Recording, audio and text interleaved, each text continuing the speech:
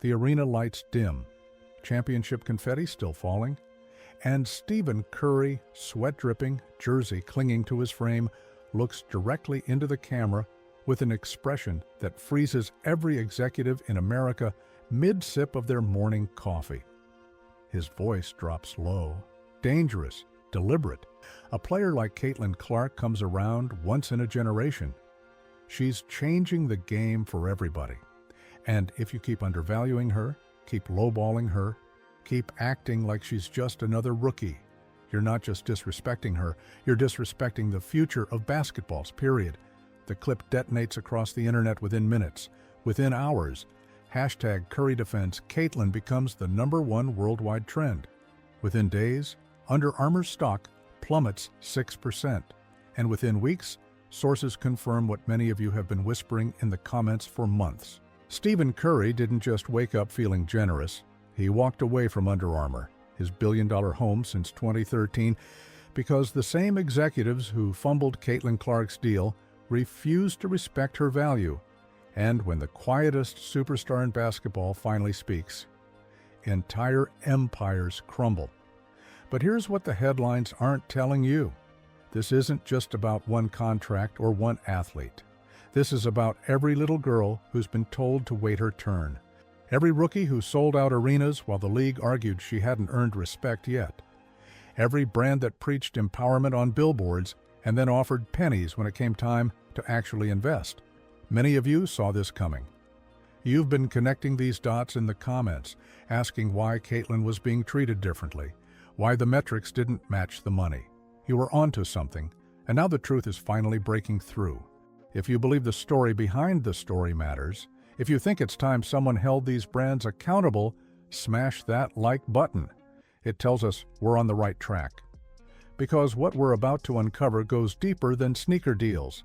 It's about power, control, and who gets to decide what a woman's dominance is actually worth. Let's filter out the noise and look at the numbers everyone wants to ignore. In 2024, Caitlin Clark's games averaged 2 million viewers. Games without her barely cracked 600,000. Indiana Fever ticket revenue jumped from 8 million to 80 million in a single season. One rookie, 1 year, $100 million in new money flooding into women's basketball. Those aren't projections or possibilities. Those are receipts. Hard data that proves Caitlin Clark isn't just changing the game. She is the game right now. So when Under Armour sat across from her representatives and offered $4 million per year with maybe a signature shoe in 2029, they weren't negotiating. They were insulting. Nike came in at $28 million. Under Armour's counter was $16 million over 4 years. The same week, they approved $90 million for a single NFL quarterback's clothing line. The same month, they plastered Stephen Curry's face on every billboard from Baltimore to Beijing. The message was crystal clear. We'll let you carry our bags, but you'll never carry the brand. And Stephen Curry, the man who was once told he was too small, too skinny, too light-skinned to be the face of anything, recognized that disrespect wearing a different mask. He watched the meetings. He heard the whispers. Sources suggest he saw the internal projections showing Caitlin would out-earn every signature athlete except LeBron within 3 years. And he watched executives kill those deals anyway because the optics weren't right. Because investing too heavily in a woman might upset their NBA roster. Because a white girl from Iowa might alienate their urban demographic, even though that same demographic was buying her jerseys faster than the printers could keep up. Reading between the lines reveals something even more damaging. This wasn't incompetence. This was strategy. Under Armour wanted Caitlin Clark's star power without actually respecting her leverage. They wanted her to build their women's line from the ground up, generate billions in new revenue, and still accept being treated as secondary to male athletes who moved half the units she did. They wanted her grateful for the opportunity instead of demanding what she'd earned.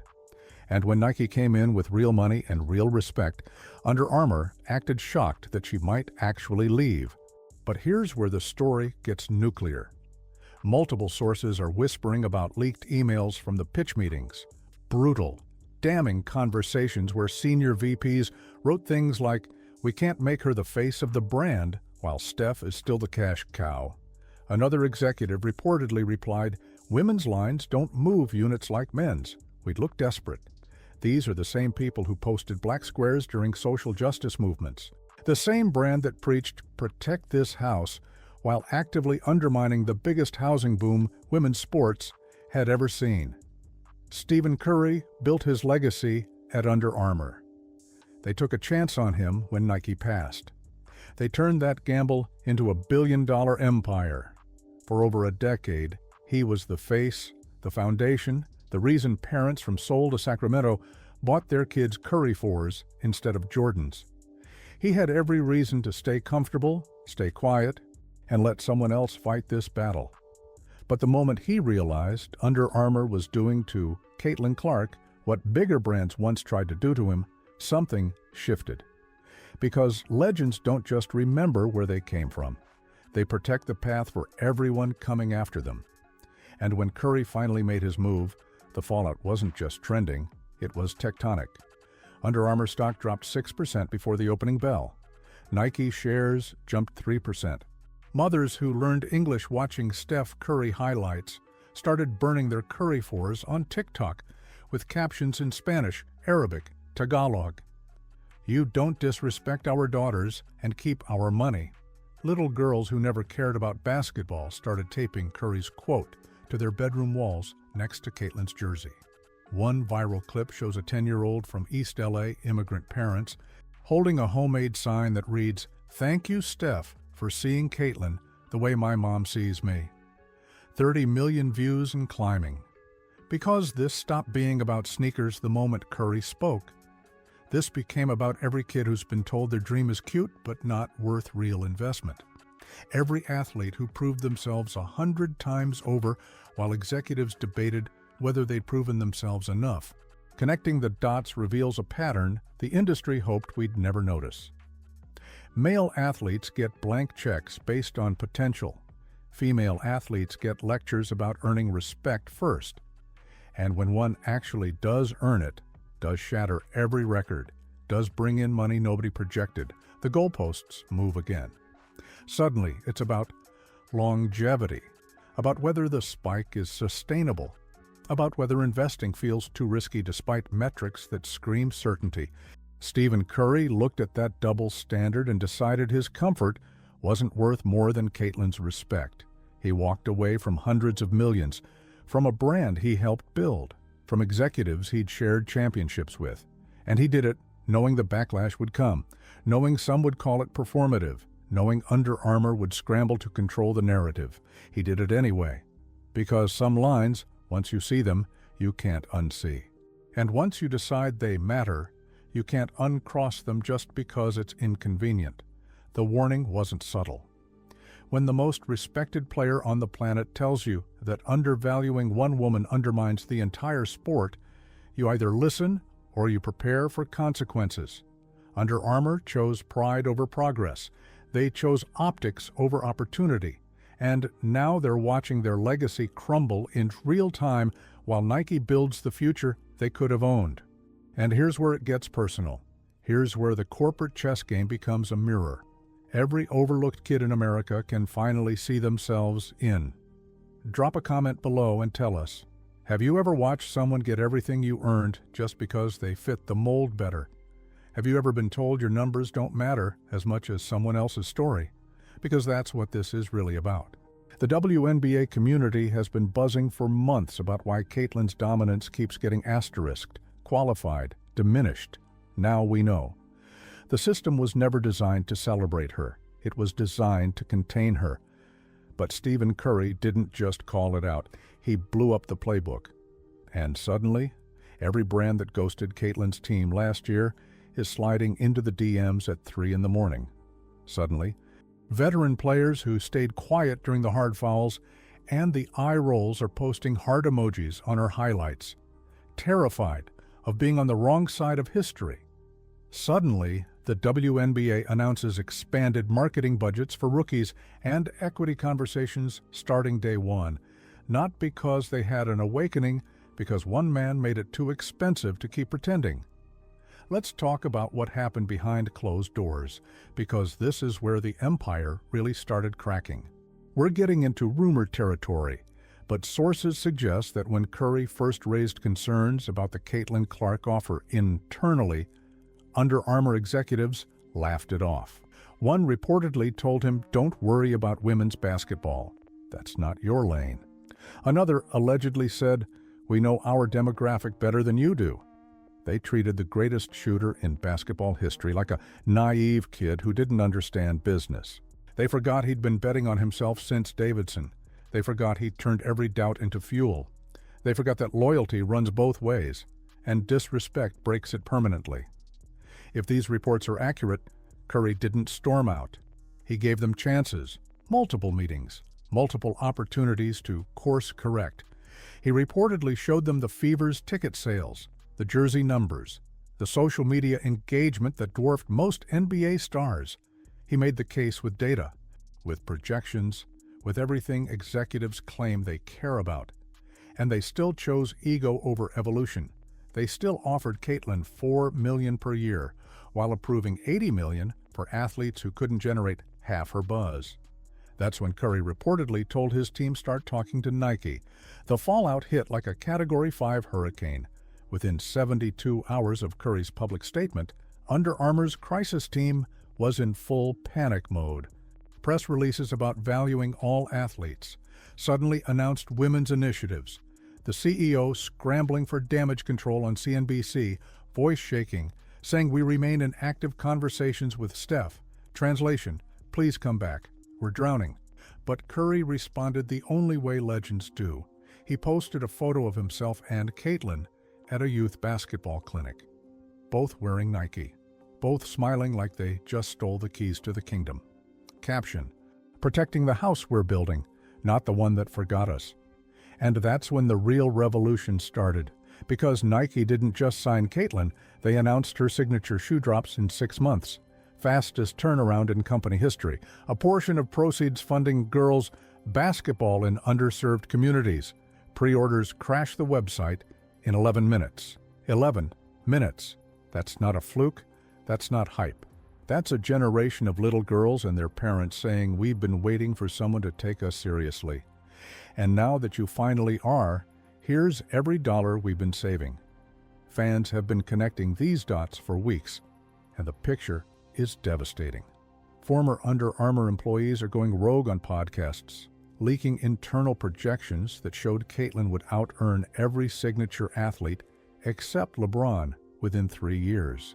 The board reportedly killed it because the optics weren't right. Social media is lighting up with screenshots of the exact moment Under Armour could have owned the future and chose comfort instead. One viral thread breaks down the math. Under Armour lost Curry, lost Caitlin, lost $80 million in Fever revenue they could have capitalized on, lost 6% stock value. Total damage. Billions. The cost of disrespect isn't just moral anymore, it's financial suicide. And in living rooms across the world, something's shifting. Immigrant fathers who once told their daughters basketball is just a hobby are buying Fever season tickets with overtime money. One Dominican dad in Washington Heights reportedly framed Curry's quote next to his daughter's report card and hung it above the dinner table like scripture. Mothers who never watched a single game are texting the clip to every group chat with captions that translate to, "This is how you protect your daughters." Little girls in hijabs and braids are crying in their living rooms, not because they're sad, but because someone finally said out loud what they've been screaming silently for years. You are worth it, right now, exactly as you are. This is the moment that separates legacy from relevance. Stephen Curry could have stayed quiet, could have collected his checks and let someone else fight the battles, could have said, "Not my problem, not my lane, not my risk." But legends aren't built on comfort. They're built on the willingness to burn your own empire if it means the next generation doesn't have to crawl through the same fire. And when Curry looked at Caitlin Clark, he didn't see a rookie who needed saving. He saw every version of himself that was told no, every time he was called too small, every time executives doubted the skinny kid from Davidson could change basketball forever. So he handed her something more valuable than money. He handed her validation from the most respected voice in the sport. He handed every little girl watching proof that their worth isn't up for debate.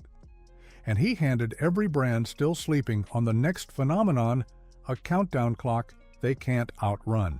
Because if Stephen Curry, the quietest two-time MVP alive, is willing to walk away from hundreds of millions to defend one woman's value, what happens when the rest of the world finally admits he's right? The answer is landing right now. And somebody's entire legacy is getting buried under the ark Caitlyn just redrew. So here's what you need to do. If this story lit a fire in your chest, if you felt seen when Curry said undervaluing one of us undervalues all of us, then smash that subscribe button like Under Armour tried to lowball your dreams. Hit the notification bell so you don't miss what's coming next. Because we're diving into how Nike is restructuring their entire women's division around the Caitlin Clark blueprint, and why 3 more WNBA stars are about to get deals that rewrite the game forever. Drop your story in the comments. Tell us who tried to shrink you and how you kept shining anyway. Share this with every mom, every coach, every little girl wearing number 22 like it's armor. The revolution isn't coming. It's already here. Stephen Curry didn't just defend Caitlin Clark. He handed every overlooked kid in America the loudest permission slip in sports history. Your worth is non-negotiable. Your light is not up for debate. Your time is now. And every brand that forgot that lesson just learned it the most expensive way possible. We ride with Caitlyn. We ride with Steph. We ride with every kid carrying the torch next. See you in the next one. Stay loud. Stay proud. Stay undeniable.